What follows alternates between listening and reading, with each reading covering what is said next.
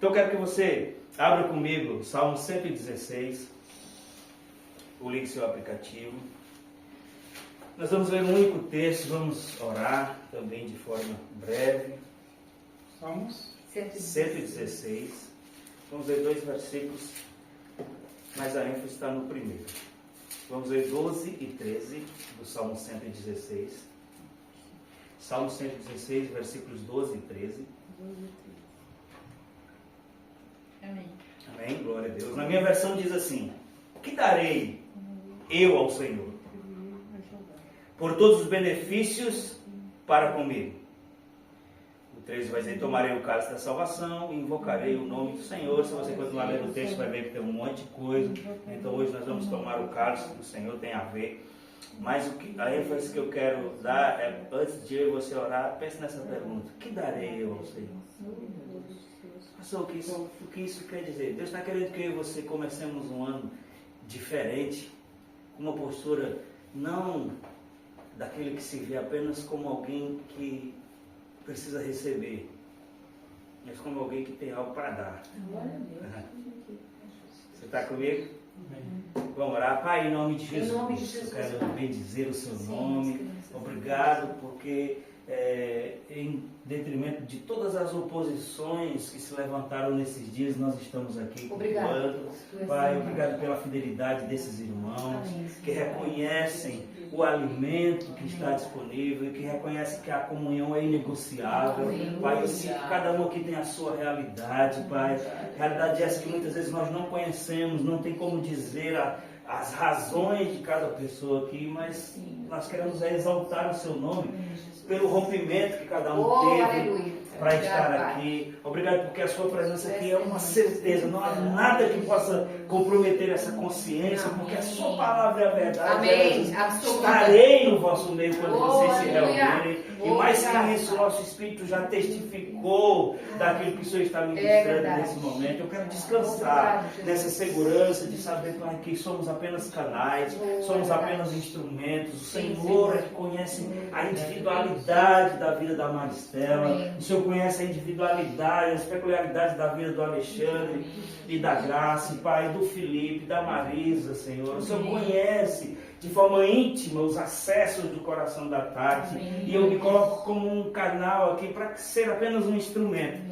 Que a minha retórica, a minha oratória, a minha capacidade de comunicar, Pai, eu sei que não é nada se não houver a sua unção envolvida para despedaçar o jugo. E eu sei que eles estão acostumados a me ouvir. Eu oro para que o Senhor, pelo seu Espírito, os leve além do costume hoje. E eles estejam com o coração aberto a receber, Pai, o seu toque, o seu desafio, não apenas uma instrução, uma palavra, mas algo confrontador no bom sentido, que expresse, Pai, a sua vontade, que expresse o seu interesse pela vida de cada um, inclusive pela minha, porque eu preciso, Pai, da sua administração, eu preciso do seu pastoreio, eu conto com a ajuda do seu Espírito que prescruta as suas profundezas e tem condição de ministrar a nós da forma que a gente entenda, em nome de Jesus. Amém? Você pode sentar. Amém. Aleluia. Dentro ainda daquilo que a Marcela falou, acho que é quase que impossível a gente chegar no fim de ano, né, e não começar a fazer plano, né, mesmo que mesmo lista, aquelas listas, mesmo que você olhe e diz, poxa, eu fiz essa mesma lista ano passado e ainda estou com Samanta, né? Mas não é uma pessoa que deixou uma namorada com o nome Samanta, não é Samanta de gordura, né? A pessoa você pensa, poxa, eu fiz essa mesma lista e tal. Então, eu acho que nem a menos que você seja muito aéreo, mas geralmente você pega... Deus também trabalhou muito com datas para serem referências, marcos, para você estabelecer a partir de aqui, a partir de então. Então, isso não é uma coisa errada. Né? É bom a gente fazer isso. E por isso que eu disse que às vezes é bom a gente ter uma palavra assim que sirva para todo mundo, mas dessa vez você vai buscar a sua, tá? Mas eu acredito que Deus depois pode comunicar uma coisa mais genérica. Mas falando sobre isso, sobre querer uma coisa diferente, almejar, vale salientar, eu acho que eu nunca nem preguei exatamente sobre isso, mas eu vou abrir um parênteses para dizer, mas o desejo é uma parte componente da fé. E T.L. Osborne dizia assim, deseja abraçar o mundo com as pernas e abrace. Porque existe um adágio nosso, né, que abraçar o mundo com as pernas é tipo assim dizer, você está tentando fazer uma coisa que você não pode, é demais para você, né? Mas desejar é algo que é importante. Amém. Né? O desejo, ele cria um vislumbre de fé. E eu sei pelas coisas que já lidei que a ciência diz que o seu cérebro ele não tem muita distinção do que é real ou não. Então quando você pensa algo, por isso que você consegue pensar em algo e sofrer por aquilo, e às vezes até chorar por aquilo, por uma coisa que nem aconteceu. Porque o seu cérebro interpreta aquilo como uma verdade. Você está só ansioso, talvez, daqui a pouco você está chorando por uma coisa, porque o seu cérebro interpreta aquilo como real. Então, por que não canalizar isso para uma coisa que é verdadeira e boa? Amém. E começar a planejar, a desejar. Porque isso são as saídas da nossa vida. E o diabo trabalha no sentido de lhe deixar sem saída, de me deixar sem saída. As repetições, elas são, ou melhor, o diabo trabalha muito para promover repetições, porque a nossa mente tem um mecanismo que começa a se defender dessas possíveis repetições, não fazendo o que tem que ser feito. E você há de concordar comigo que para receber direcionamento, você tem que estar em movimento. É verdade. Isso mesmo. Né? Um carro desse, por menor que seja como esse nosso, ele é 1 tonelada, 800 quilos. Né? Eu não sei exatamente, mas eu sei que geralmente passa de 1 tonelada. E porque ele está sobre rodas em movimento, uma pessoa só consegue empurrar. Claro que não consegue dar velocidade como o motor dele faz, mas tenta fazer ele mudar de direção, arrastando no sentido contrário das rodas. Não vai, por quê? Porque aquilo estabelece uma parada, um estado de rigidez, de estagnação. Quantos estão comigo? Estão entendendo? Então eu acho que mais do que, e eu não estou dizendo que isso não é válido, fazer metas, fazer planos, projetar, tudo isso é muito importante, mas o que vai criando a médio e longo prazo essa resistência que faz com que a gente não queira mais nem planejar, é exatamente não tirar essas coisas do papel. É verdade. E fazer, por experiência, eu posso lhe dizer, fazer planos grandes demais pode ser não tão bom. Né? Eu não estou dizendo sobre sonhar com coisas, eu estou dizendo que você não corou 10 minutos disso, a partir de 1º de janeiro, vou orar 1 hora. Não vai. Você vai gastar todo o seu inglês ali com o Senhor e não vai conseguir fazer. Quantos estão entendendo o que eu estou querendo dizer? Mas não foca nisso no sentido de que já que eu não vou conseguir fazer, então não vou fazer nada. Não, faça o que é possível. Amém. Proponha coisas executáveis. Você está comigo? Amém. E me veio esse texto de Salmo: que darei eu ao Senhor em vista de todos os benefícios que tem me feito? Eu digo, Senhor, por que o Senhor está ministrando essa palavra a mim? Exatamente para que a gente tenha essa postura, amados. Ou a gente realmente não mergulhou em Deus, ou então a gente está com a vista, estou usando vista de propósito para fazer uma comparação, né? Uma alegoria aqui. A nossa vista espiritual, a pessoa não seria visão, não, agora estou falando vista. A vista é a função de quê? Ver. Dos olhos. A vista é a função dos olhos. A visão é a função do coração, do espírito. Mas a vista é a função dos olhos. Ou a gente não está reconhecendo, ou a gente, os benefícios do Senhor, ou então a nossa vista espiritual está precisando de óculos. Você está comigo? Porque pode ser que as coisas não estejam como a gente planejou, mas Deus esteja envolvido com a minha e com a sua vida 365 dias no ano passado. Amém. Já começou nesse. Amém. Glória a Deus. Então, o que faz com que a gente possa planejar e usufruir de um ano diferente, pode ser começar como salmista, pensando, será que agora não é hora de dar? E eu não estou pedindo seu dinheiro, amém? Já passou o momento da oferta. Faça assim, ufa. Ufa. Pronto, ninguém vai pedir nada seu.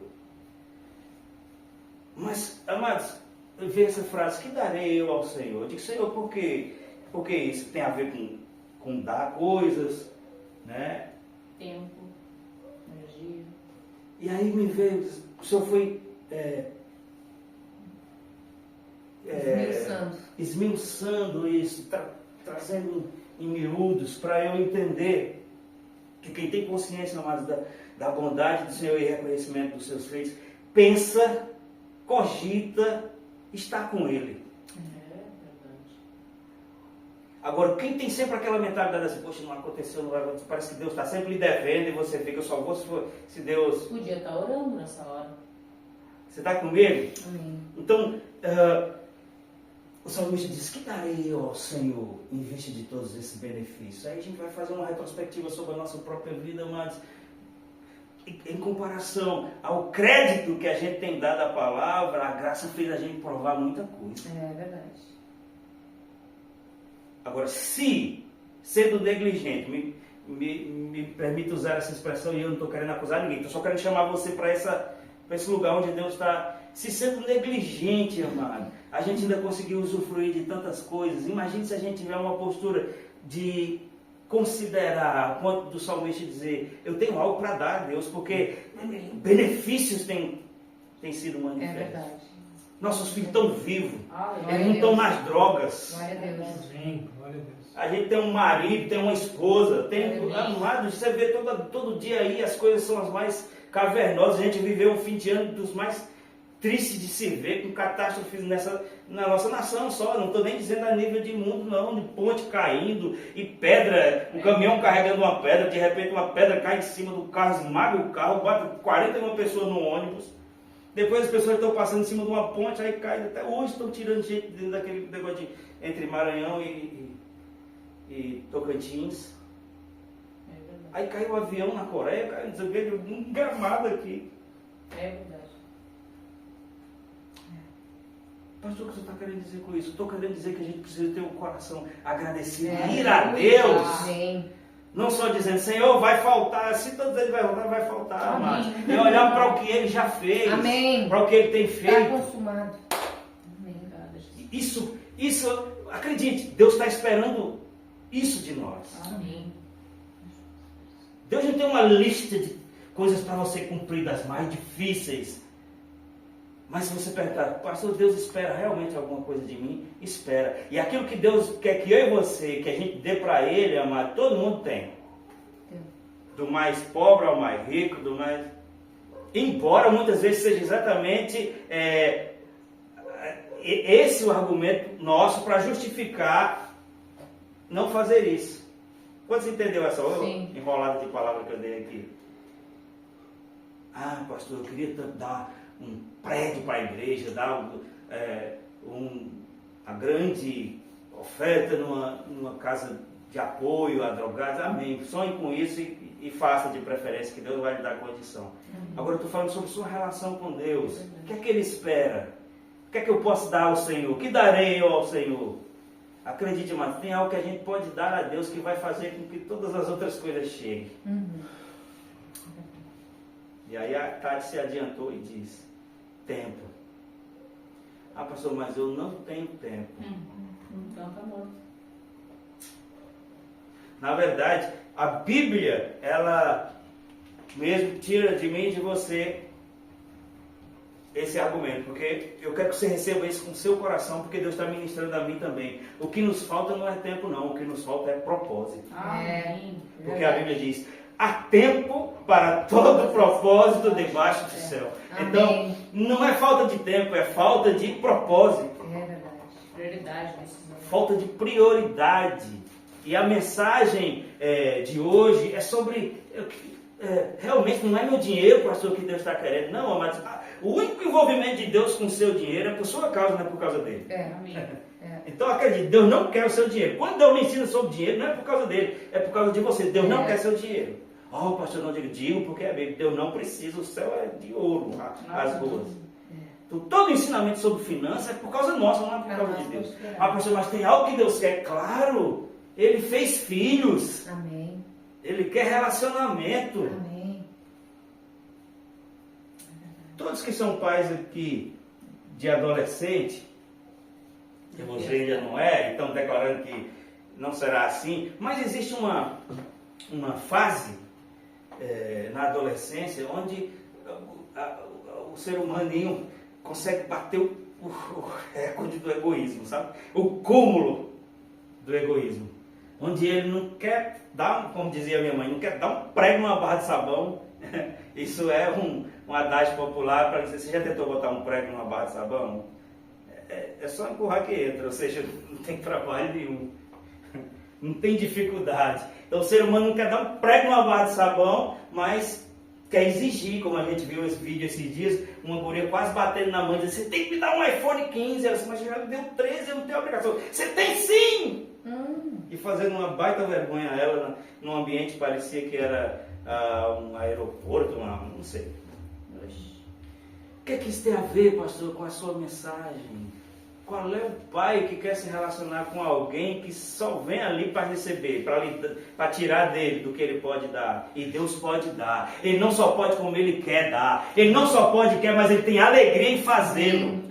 Mas onde a gente evidencia a nossa maturidade, o nosso desejo por Deus, amados, não é no tanto que a gente busca para receber, é o tanto que a gente busca para estar. Amém. Isso vai estabelecer a diferença da minha e na sua vida nesse ano de 2025. Amém. É verdade. Uma pessoa que busca Deus, amados, não muda Deus em nada. Você já parou para pensar nisso? Mas uma pessoa que busca Deus, ela é mudada. Ela é transformada. Você está comigo? É verdade.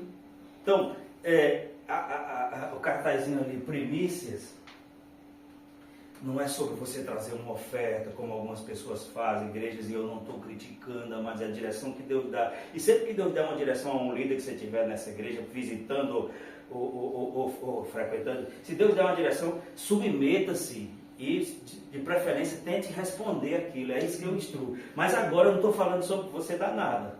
Não financeiramente, nessa igreja aqui não. Agora não é isso não. Mas quando eu coloquei primícias ali, é para que a gente construa uma consciência, amados, de... Você sabe o que é primícias? No sentido bíblico, pelo menos? A primeira coisa, a primeira parte. Os primeiros minutos do dia, né? Porque de Gênesis a Apocalipse tem esse conceito aqui que eu peguei só no texto de Romanos 11:16, mas isso tem em muitos outros lugares da Bíblia que diz assim, ó, e se forem santas as primeiras partes da massa, isso aqui está falando sobre aquelas pessoas que preparavam, né, as massas para fazer pão, e ele dizia, se forem santas as primícias da massa, as primeiras partes da massa, igualmente será a sua totalidade. Amém. Eu quero que você vá pegando o feeling, porque eu vou ser muito breve. Aqui fala sobre parte e sobre totalidade. Diga, parte e totalidade. A vida é assim. Sabia que a vida toda é assim?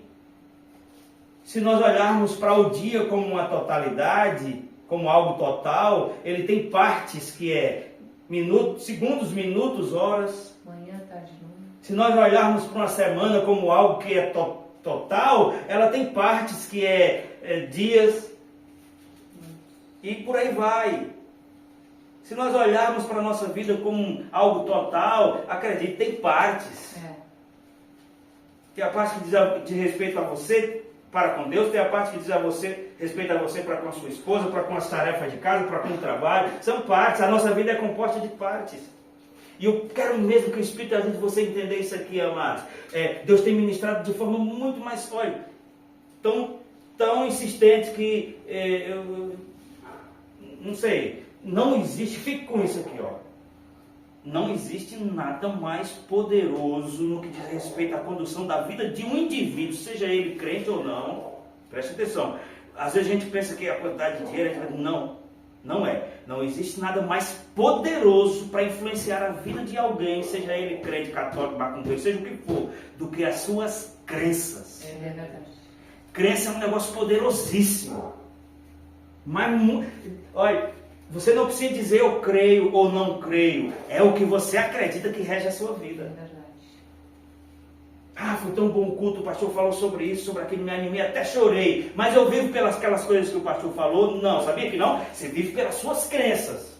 E o processo de renovação da mente é exatamente pegar as verdades da palavra e transformar nas nossas crenças, porque a gente vai viver por aquilo, mas a gente não vai viver pela palavra até que a nossa crença seja nela. É verdade. E não adianta mais, nós não estamos crendo na totalidade. Eu não estou dizendo vocês, eu estou dizendo nós, porque isso é um processo. Quando eu perguntei qual a parte da palavra que é revelação para nós, porque é só nisso que realmente, é só nesse contexto que realmente vai haver resultado.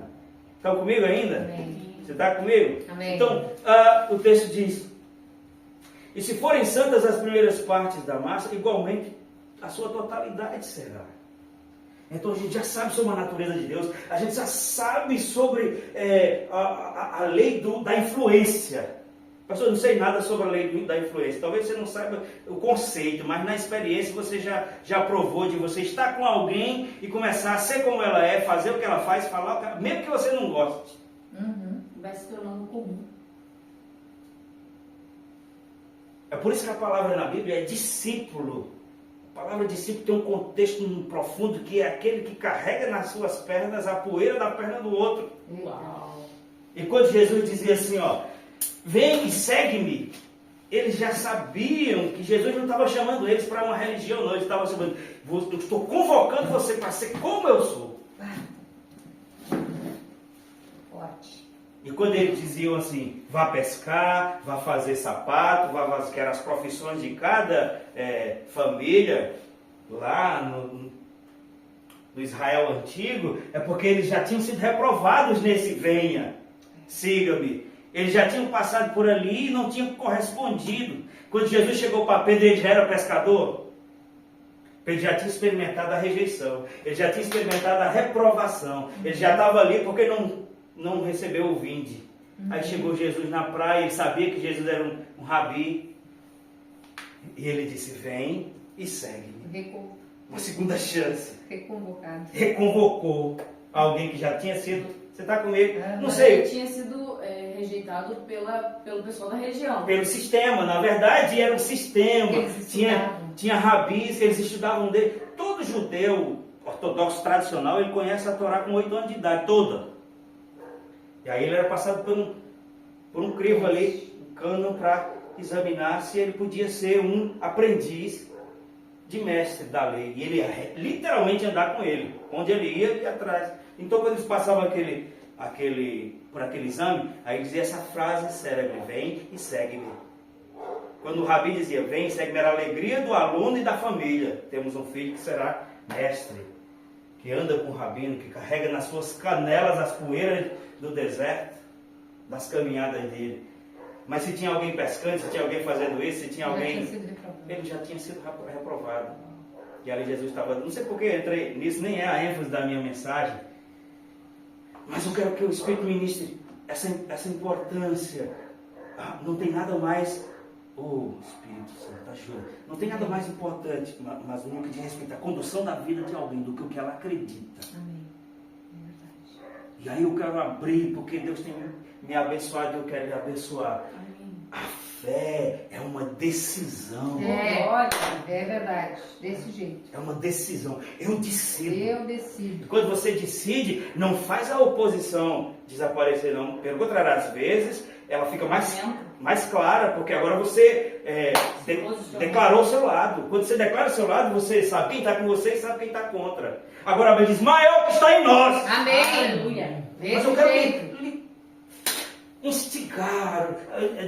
Eu vou ter um 2025 diferente. Não porque eu estou com espera passiva ou estou com sentimento. Não, porque eu sei que o Espírito está ministrando que existe um conceito sobre a totalidade que é influenciada de forma a transformá-la a partir daquilo que eu faço com a primeira parte. Amém. Tu achou a nossa palavra. Oi? Achou a nossa palavra. Aleluia. Achou a palavra. Ela está identificando, ela está recebendo. Aproveite vocês aí, porque eu meio que... Eu digo, Senhor, eu não quero dar palavra genérica esse ano. Aí foi quando ele disse, essa é para você. Quando ele disse essa é para você, eu entendi. Então Deus vai dar uma a cada. Mas ela está dizendo, essa é a nossa palavra. Amém. Quem sabe? Uhum. Receba. Receba. Agora, receba para conduzir a sua vida. Sinceramente, amados, eu tenho impressões no meu espírito sobre esse ano, que talvez se eu lhe adiantar agora, você não vai ficar tão feliz. Graças a Deus, vou adiantar para você, não é ninguém que vai morrer, viu? Mas independente de, Deus está dando o que a gente precisa para amanhã, para depois de amanhã, para fevereiro, para março. Agora, Amém. somos nós que vamos decidir o que a gente vai fazer com isso. Você entendeu? Se forem santas as primeiras partes da massa, igualmente será a sua totalidade. E o texto continua e diz, isso é Romanos 11,16. E se for santa a raiz, também serão os ramos. Amém. Que é isso? Isso é um princípio de primícias.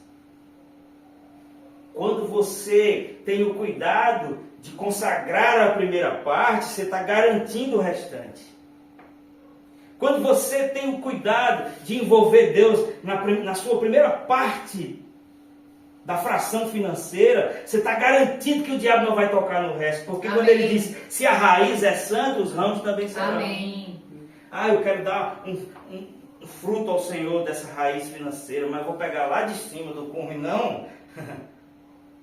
Pelo menos não é o que a Bíblia diz. Aqui a gente tem todo cuidado, porque o seu dinheiro é seu. É como Pedro disse a Ananias, quando ele chegou e botou lá nos pés dos apóstolos, disse, tudo que eu vendi está aqui. Ele disse, por que você mentiu ao Espírito? Porque não é seu, se você guardasse. Ninguém está te pedindo, né? Então, de fato, você sabe que aqui a gente não faz isso. Eu creio demais na provisão do Senhor, amado. Seja através de vocês ou de qualquer outra coisa. Amém. Até um passarinho pode trazer comida. Amém. Um passarinho carnívoro, como era um corvo, pode trazer Amém. pão e carne, como levou para Elias. Amém. Agora, como eu já disse, a busca não vai mudar Deus, mas a busca carrega uma mensagem mais de preferência. Você entende isso? A busca carrega uma mensagem de dependência. Quando eu busco ao Senhor, eu estou dizendo do Rei do Espírito, eu prefiro Ele. Quando eu busco ao Senhor, eu estou dizendo ao Espírito, eu dependo dEle. Amém. A busca carrega uma mensagem de honra. Ei, e sabe o que a Bíblia diz sobre honra? Honrarei os que me honrarem. Glória a Deus. Pastor, eu sempre busquei a Deus para Ele responder as minhas perguntas. Tudo bem, mas nós estamos entrando no novo ano. Alguns já aniversariam agora em janeiro, né? Logo 2 ali. Então a gente está ficando mais maduro. A gente precisa fazer as coisas pelas motivações corretas. E eu estou dizendo a mim mesmo, ministrando a minha própria mente, eu vou buscar ao Senhor porque Ele já me deu, Amém. porque Ele é. Amém. Desse jeito. E eu não estou onde gostaria não, mas eu quero Deus no lugar que Ele tem que estar na minha vida. Amém. Quantos entenderam? Amém. A busca reverbera no reino do Espírito uma mensagem de dependência. Quando você está ali, amados, você está criando uma estrutura interior dentro de você, ali que eu digo, no lugar da relação com Deus. E o reino do Espírito sabe, esse aí não é um bastardo não é um filho perdido não, ele tem pai. Ele está guardado. E Deus não ficou maior, Deus não ficou mais rico, Deus não ficou mais seguro. Nossa, esses irmãos estão orando que eu estou seguro. Não, não vai, Ele é o que é, Ele é o eu sou. Agora perceba como isso vai mudar a nós. Amém. Como isso vai construir algo em nós. Amém. Eu quero ler algo aqui com você bem rápido. Lucas 10, 38. Isso é conhecidíssimo. Quantos estão recebendo essa palavra? Amém. Porque eu tenho na verdade, essa convicção. Eu não tenho poder para fazer você entender a palavra. Mas o Espírito que habita dentro de você, Eu creio. ele comunica as verdades que é espirituais. Se você disser, eu acolho agora, mesmo sem entender tudo, ele vai colocando dentro do seu coração. Quantos abriram Lucas 10? 10, 38. A partir do 38. Isso aqui era a prática de Jesus ministrar nos lugares, ia, passava por uma cidade, passava para outra. O texto começa assim dizendo, indo eles de caminho, entrou Jesus num povoado. Certa mulher chamada Marta hospedou na casa. ela tinha uma irmã chamada Maria, e essa quedava-se, essa palavra quedava-se, ela quer dizer ficava. Se você vê no espanhol, queda quer dizer fica. Então, ela quedava-se assentada aos pés do Senhor, a ouvir-lhe os ensinamentos. Marta, a outra irmã, né, agitava-se, de um lado para o outro, ocupada com muitos serviços. Então, se aproximou de Jesus e disse: Senhor, não te importas que a minha irmã tenha deixado que eu fique a servir sozinha? Ordena-lhe, pois, que venha ajudar-me. Respondeu-lhe o Senhor: Marta, Marta, andas inquieta e te preocupas com muitas coisas. Entretanto, pouco é necessário, ou mesmo uma só coisa. Palavra de Jesus. Eu estou só lendo. Marta, Marta, andas inquietas e te preocupas com muitas coisas. Entretanto, pouco é necessário, ou uma só coisa. Veja que Jesus simplificou, porque ele sabe que a gente dá desculpa quando está com muita coisa. É verdade. Maria, pois, escolheu a boa parte, e essa não lhe será tirada. Um louvor lindo, fala como Maria, fica suspensa. Né? Como Maria. Amados, olha o que o Senhor ministrou ao meu coração sobre isso. Assim como eu disse a você, porque o Espírito está ministrando, que fé é uma decisão, estar com Deus é uma escolha. Oh, meu Deus querido. É uma escolha. Você acha que essa escolha de Maria, ela não teve implicações, ela foi bem simples? Nesse contexto aqui, pelo menos, porque não está citando Lázaro, que era irmão delas, mas nesse contexto aqui, ninguém conhecia Marta melhor do que Maria, nem Maria melhor do que Marta. Claro que eu não estou falando sobre a onisciência de Jesus.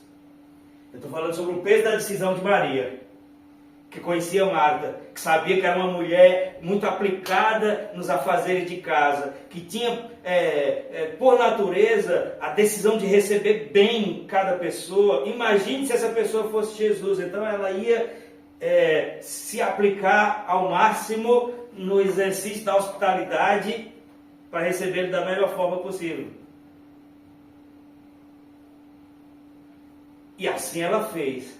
Só que Maria tomou uma decisão, ela fez uma escolha.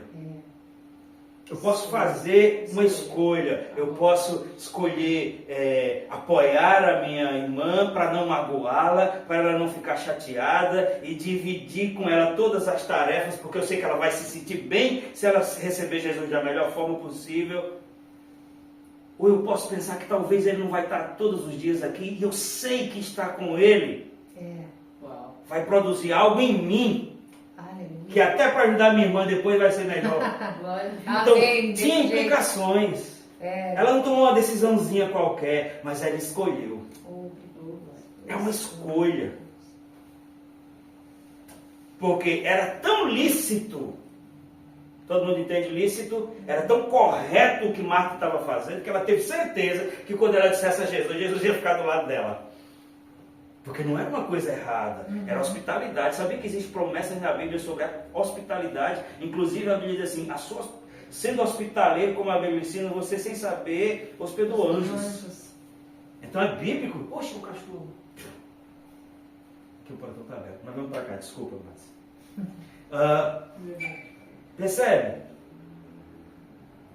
Que o que Marta estava fazendo não era uma coisa passiva de repreensão. Então ela estava convicta. Pastor, eu ainda não estou entendendo o que você está querendo dizer. As decisões mais sutis e importantes que a gente faz, mas não é entre o ruim e o bom, porque isso é muito fácil de perceber. Nesse caso aqui a atenção era entre o bom e o melhor. Era o bom, entre o bom e aquilo que era honrável. Era entre o bom e aquilo que ia produzir o resultado. Era escolher entre o bom, que era atender Jesus da melhor forma, ou estar com Ele, que ia gerar coisas para a eternidade. Então aqui ou não? Amém. Então ele disse, ela escolheu. Quem disse foi Jesus. Marta, estás inquieta? Isso. Estás inquieta e distraída, tem versões que diz. Aqui diz, te preocupas, mas tem versões que diz, estás distraída e inquieta. com muitos afazeres. Entretanto, pouco ou mesmo uma coisa só é necessário. Maria, pois, escolheu. Aí entra de novo aquilo que eu falei no começo. Parte, a melhor parte. O que é que eu entendo sobre isso? Que quando ele fala sobre a melhor parte, ele está dizendo que a vida é composta de eles afazeres durante o dia. Coisas lícitas, responsabilidades. Eu não quero nem entrar aqui, amados. Porque se eu entrar eu vou espetar muita gente. Eu não quero nem falar sobre o tempo que a gente perde nas redes sociais.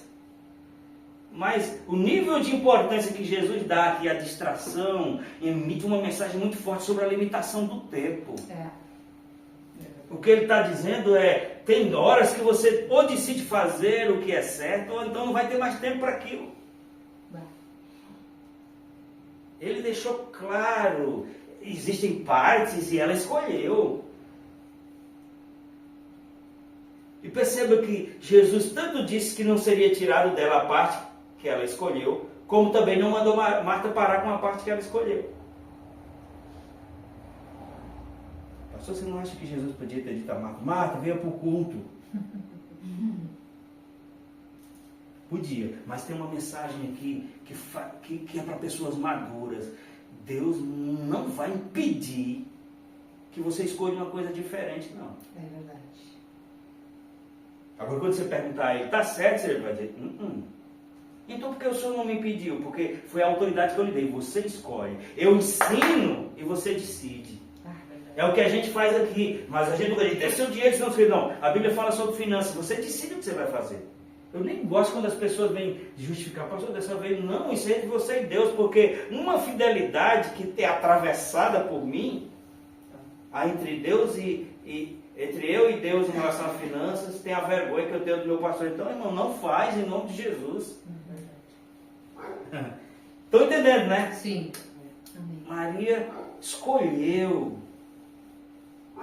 e não lhe será tirada. Amém. Você percebe que a ênfase que Jesus dá às distrações mostra que o tempo é limitado e que a gente precisa fazer Muito distraído. um bom gerenciamento disso. Jesus sabe que você não é uma desocupada, tem gente que tem 4 filhos, né? Tem gente que tem um que dá trabalho por 4, e por aí vai. Na verdade, é mais difícil. Você não vai procurar na Bíblia as pessoas que Deus chamou para perto, ele não chamou nenhum preguiçoso, ele não chamou nenhum desocupado. E ainda Paulo chamou a atenção dos que eram ociosos. Você não vai trabalhar não, então não coma. Então Deus leva a sério essa questão. Ninguém está falando sobre preguiça, ninguém está falando sobre... Não, a gente está falando sobre construir uma coisa com as prioridades de Deus, porque a gente não tem tanta estrutura assim, mas para ficar administrando frustração. Eu sempre digo isso, Deus é Deus de primeira chance, de segunda, de terceira, de milésima se você precisar. Mas você consegue administrar quantas quebra? De novo, mas Deus, ele diz, Deus não, eu estou aqui, ó, porque a mão está estendida. Ele diz, a minha mão está estendida e o meu ouvido está aberto. Então não tem a ver com a postura de Deus, tem a ver com o que a gente tem feito aqui. É verdade. Encerro com esse texto aqui. Já, pastor? Já, na verdade, mais do que eu queria. Encerro com um texto de 2 Coríntios, se você quiser abrir. Porque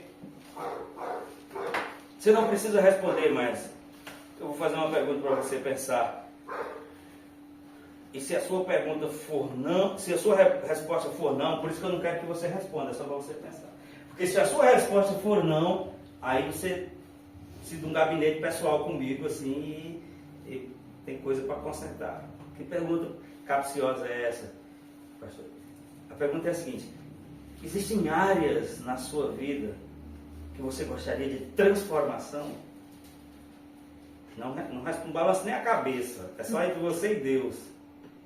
Existem coisas que você percebe que não está bom, que você gostaria que faz tempo que você gostaria que fosse diferente na sua vida, um comportamento, um sentimento, um pensamento,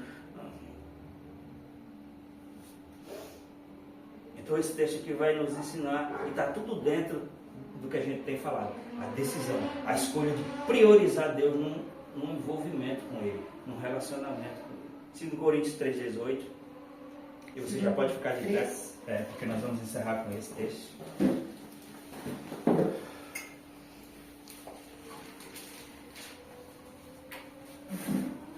Amados, não tem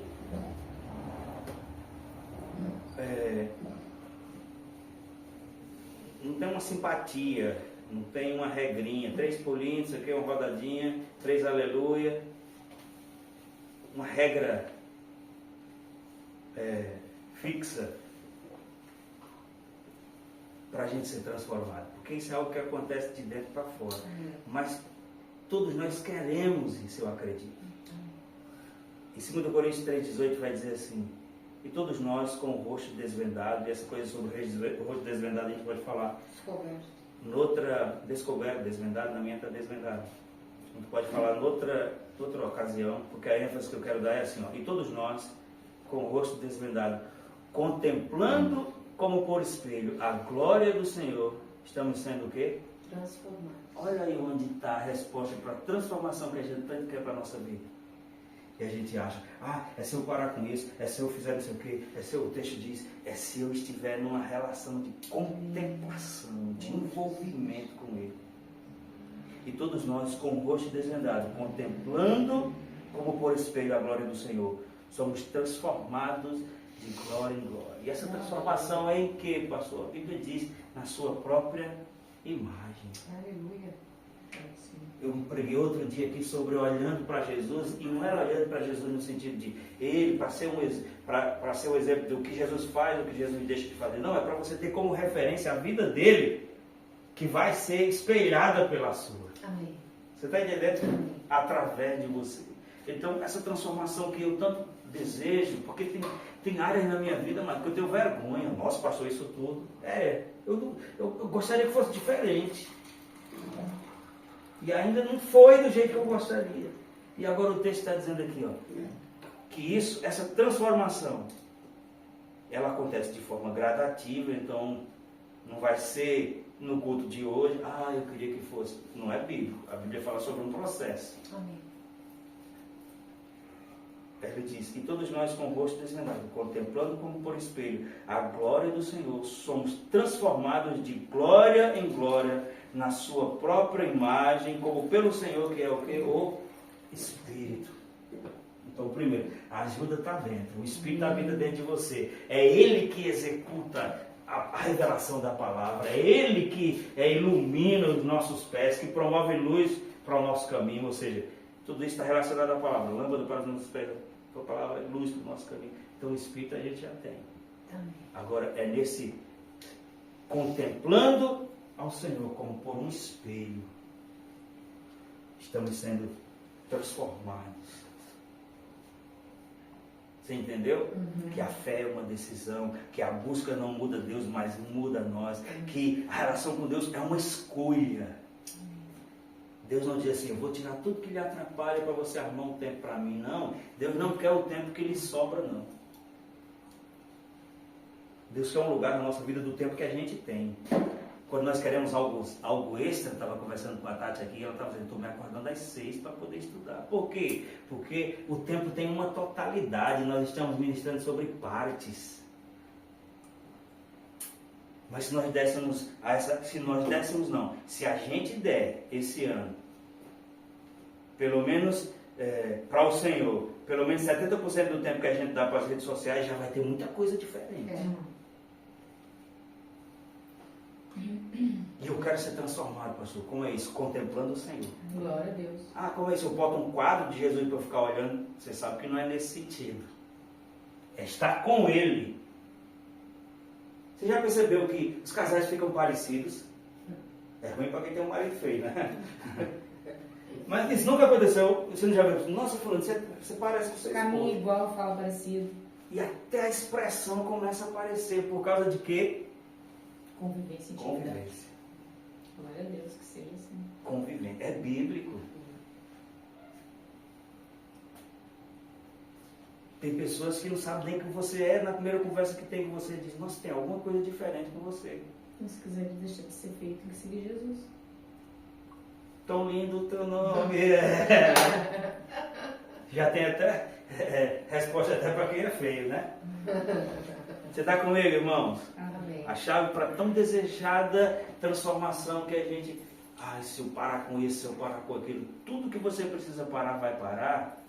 Se você viver uma vida de contemplação, de relacionamento, de busca. Amém. E é isso que Deus quer. O que darei eu ao Senhor? Crente maduro amanhece assim, pensando, o que eu vou dar ao Senhor hoje? Agora, crente criança, o que meu pai tem para dar para mim? E acredito, nosso pai não tem falta de nada não. Ele vai dar o que precisa. Agora eu estou olhando para pessoas que serão transformadas. Amém. Nossa, Jesus. Como é que é transformado? Pela relação.